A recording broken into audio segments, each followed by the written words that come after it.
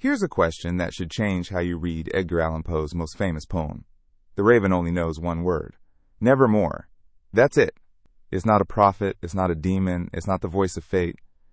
It's a bird that learned a single sound from some previous miserable owner. So if the answer is always the same, why does the narrator keep asking questions? Why does a grieving man, sitting alone at midnight, deliberately walk himself toward the most devastating replies imaginable? Tonight, I want to argue that The Raven isn't a horror poem about a supernatural visitor at all. It's a portrait of a man torturing himself on purpose, using a dumb animal as the instrument. The real terror in this poem isn't the bird. It's what the narrator chooses to do with it. Start with the setup, because Poe is careful about it. It's midnight, it's December, the dying embers are throwing ghosts on the floor, and the narrator is exhausted, half reading old books to distract himself. He tells us plainly he's trying to escape sorrow over a lost woman named Lenore. So this is a man already in pain, already raw, actively looking for something to numb the ache. Then a bird taps at his window. Notice he doesn't scream, he doesn't flee. He's almost relieved. He invites it in, he even jokes with it, asking its lordly name. There's a strange hospitality here. A lonely person, desperate for any company at all, welcomes a stranger into the room. That detail matters, because everything that follows is something the narrator does to himself. He opened the door. He gave the bird a stage. At first, the questions are harmless. What's your name? The bird says, Nevermore, and the narrator is charmed by how oddly the answer lands. He assumes the creature just repeats a word it was taught, some stock phrase, from an unlucky former master. And here's the crucial moment most readers skip past. He understands the truth immediately. He knows the bird has no meaning behind the sound. He says as much. So a rational man, fully aware that this is a parrot-like reflex, then pulls his chair directly in front of the bird and settles in. Why? Because he spotted an opportunity. If the answer will always be nevermore, then he now controls the outcome of every exchange. He can decide what that word will mean. And a man, drowning in grief, has a terrible idea about what to do with a machine that only says no. Watch how the questions escalate, because this is the engine of the whole poem. He starts wondering aloud whether the bird will leave him like everything else has. Nevermore. A comforting answer, technically, but he hears abandonment in it. Then he pushes further. Is there balm in Gilead? Is there relief? Is there any medicine for a soul this wounded? Nevermore. Now he's asking cosmic questions, and feeding himself the cruelest possible reply.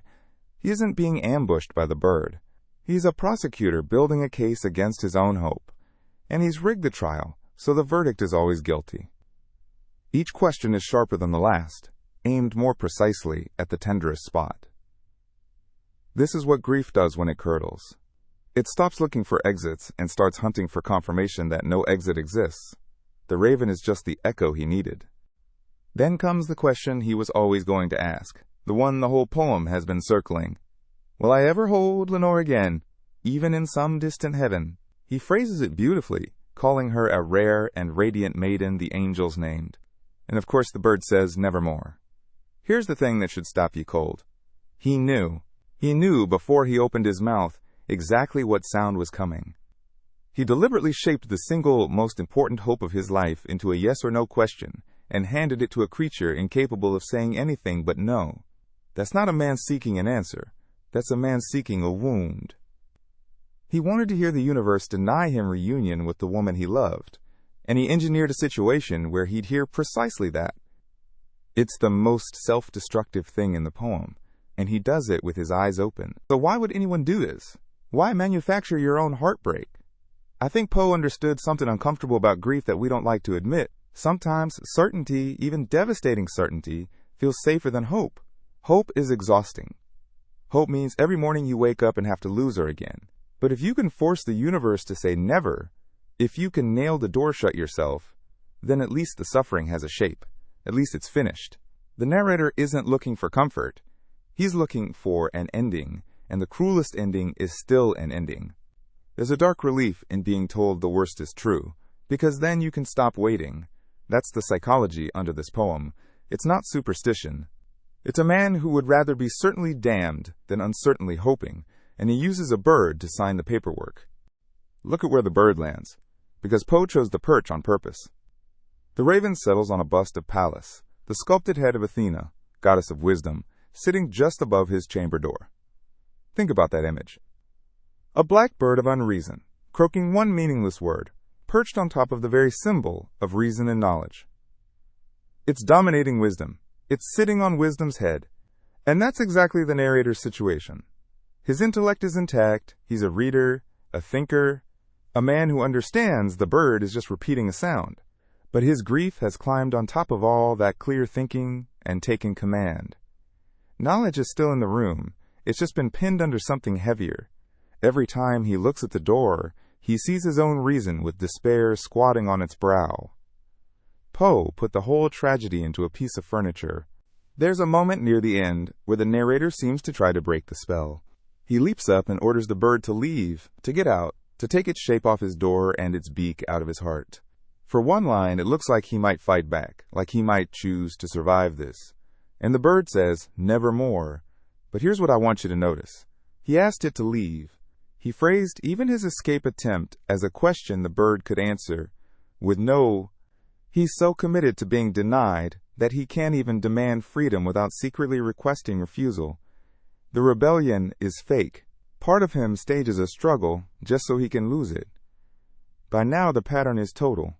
He no longer knows how to want anything except the pain of being told he can't have it. And so the poem ends not with an event, but with a permanent condition. The raven never leaves.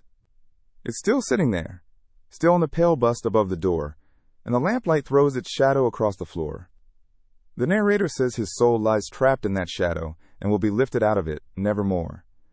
Read it carefully, and you realize nothing external is holding him there. The bird isn't a jailer. The door isn't locked. He could stand up and walk out of that room any time. He simply won't. He has decided to live inside the shadow of his own grief and call it fate. The most haunting thing about the final image isn't the bird's stillness, it's the narrator's. He's chosen the shadow, he's furnished it, sat down in it, and declared it his forever home. So next time someone tells you, "The Raven" is a spooky poem about a talking bird, offer them this instead. It's a poem about a man who was handed a machine that could only say no, and who used it to ask every question he most needed to hear yes to. The horror was never supernatural. The horror is that we do this. When we're hurting, we go looking for the reply that confirms our worst fear, and we call it honesty, or realism, or fate. But it's a choice. The raven only knows one word. We're the ones who decide to keep asking. And here's the line to carry out of this video. Grief becomes a prison the moment you start interrogating the answer, instead of walking out the door. The bird isn't keeping him there.